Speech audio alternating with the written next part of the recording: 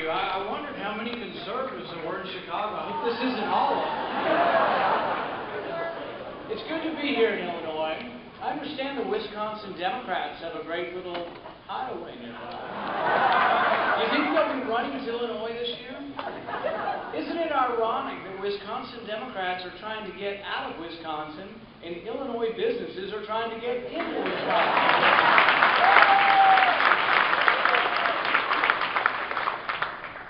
President, did you hear Scott Walker won in a landslide?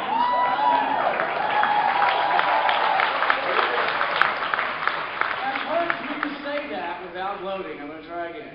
Mr. President, did you hear that he won big in a blue state? You know, I wonder if it worries anybody over at Team Obama. I think it might. Scott Walker's victory should send a message to all politicians, especially some of those weak-kneed politicians in Washington, that you can stand on principle and get reelected.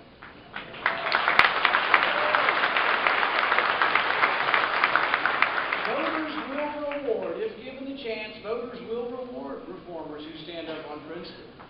Now the media, they whine and complain all day long on Capitol Hill. Why won't you guys just compromise? Why won't y'all just hold hands and sing Kumbaya and all the nation's problems will simply melt away? So today I have good news for the media elites. We've reached a tentative agreement in Washington. We've agreed, Democrats and Republicans, at least in principle, to no longer send out government checks to dead people. Now, I say in principle because even this landmark agreement, if it's finalized, we still can't be certain that anyone in Washington has enough of a clue to actually stop sending out checks to them. And you're probably asking yourself, how big a problem can this be? Surely government can't really be that stupid. Well, in the last 5 years, we've mailed out over $600 million in pension checks to dead people. One guy collected his father's check from 1971 to 2008. You know how they caught him? He died. It's not that government officials are inherently stupid, although it's a debatable point. It's that government doesn't get the same signals that you and I get. Government doesn't have to make a profit. They don't seem to notice or care when money is spent, wasted, or simply thrown down a rat hole. People will always spend other people's money less wisely than their own. That's why government is best that governs least. Now, if Democrats and Republicans want this to stop, if elected officials want to quit sending checks to dead people, government would have to incorporate market signals. We can't solve every problem, but we can solve some things. I propose that civil servants be paid and given bonuses based on how much money they save. Today it's the opposite. No self-respecting bureaucrat wants to be caught not spending all of his or her budget.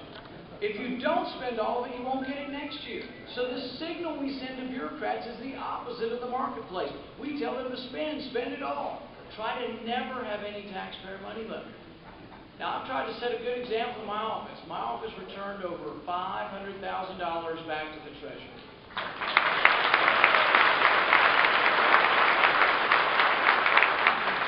And again, $1 trillion deficit, that may not sound like much, but if every office and every agency in government turned back in that same percentage, we cut the deficit by more than half, just like that. The country needs leaders who will take these bold steps, who will show that you can cut government spending and be reelected. That's not what we have right now. The President of the United States has utterly failed to lead us. He has failed to cut anything. In fact, he has presided over the largest spending and debt increases in our history. 4 years ago, the President promised us hope and change. Instead, all we hear is class warfare and the politics of envy. The President promised us economic growth. Instead, we have 12 million people unemployed, rising gas prices, and economic stagnation. The President promised to rise above partisanship.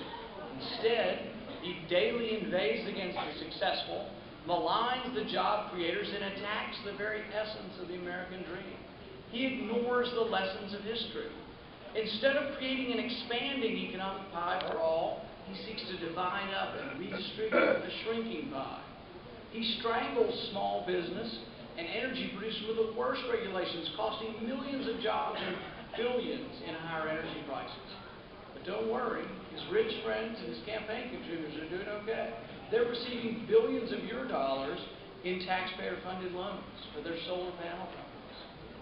As we spiral headlong towards the debt crisis, the great speechmaker-in-chief has no plan to reform entitlements.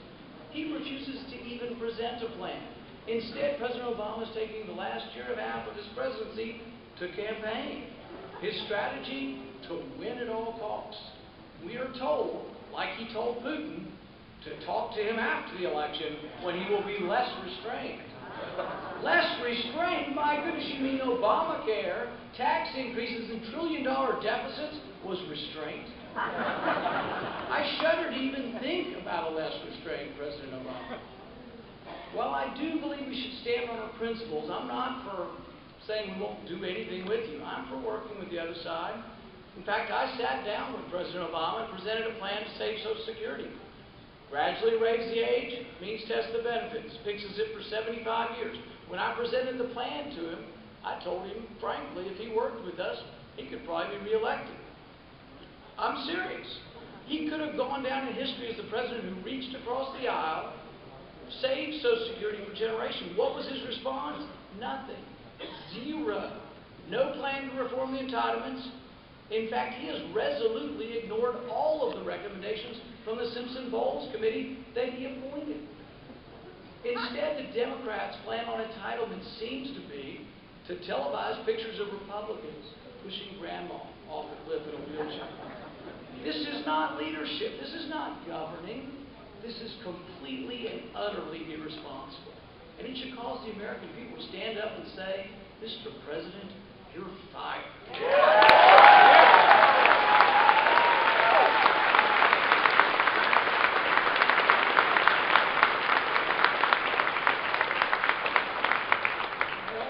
About compromise. You're going to hear from a new rising star, Richard Murdoch, in a few minutes. And they give him a hard time about really compromise.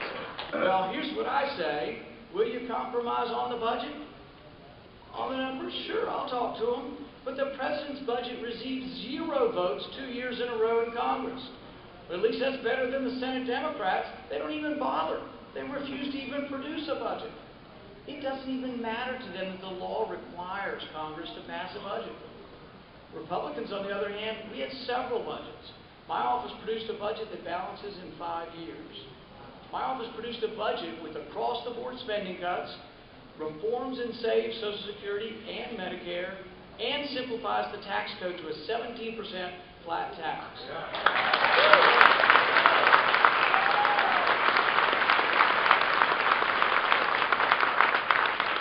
The Democrats offered nothing. 0. No budget. How do you negotiate? How do you compromise with someone who doesn't show up?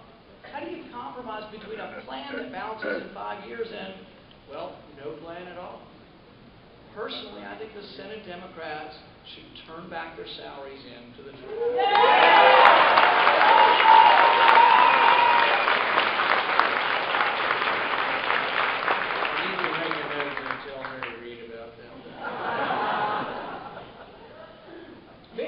Senate Democrats are going to be up for election. So will the president. It's our job to show a clear contrast. That's why we're here as conservatives.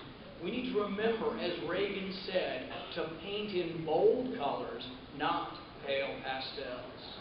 This election, like no other, will be about the American dream. Voters will be asked, do you believe that the American dream still exists? Do you believe that your children can achieve the American dream? That your children may achieve even more success than you have? Or have you given up on what made America great? Do you want a president that goes to your neighbor's house and takes one of their cars and gives it to you? Is that what we've become? Do you want a president who redistributes wealth to make a fair society? Or do you want a president who preserves the laws and traditions that have made America great? that have made America the greatest, richest, and most humanitarian nation in history. What makes America great is the mobility of people, regardless of race, color, gender, or creed. What makes America great is that among us, any among us, might become the next Bill Gates, the next Mark Zuckerberg. The American dream proves that hard work and education do pay off. We may not all become billionaires or even millionaires, but success is out there and available to any American who chooses to strive. In this election, we will choose between a government-enforced egalitarianism or a freedom-driven meritocracy. If we choose government to enforce fairness, we must remember the adage that a government that is big enough to give you everything you want is big enough to take everything you have. Many republics have failed after a few centuries. Will America falter? Will America enter into a slow decay? Or will we rediscover our moorings, our foundation? Will we rise to the occasion and strive and believe in the concept of liberty, the pursuit of happiness that has brought us more prosperity than any civilization ever? I, for one, will not give up the fight. I believe in the greatness of our founding documents, in the greatness of our founding ideals. I will, for one, will not trade 1 ounce of liberty for security.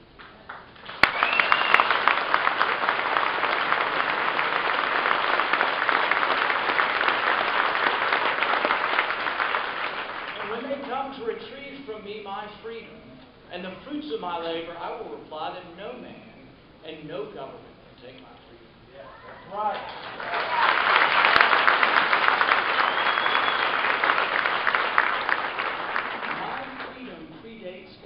My freedom comes from my Creator and pre-exists before all schemes that attempt to confine and restrict it. Jefferson warned that each generation must renew the battle for liberty.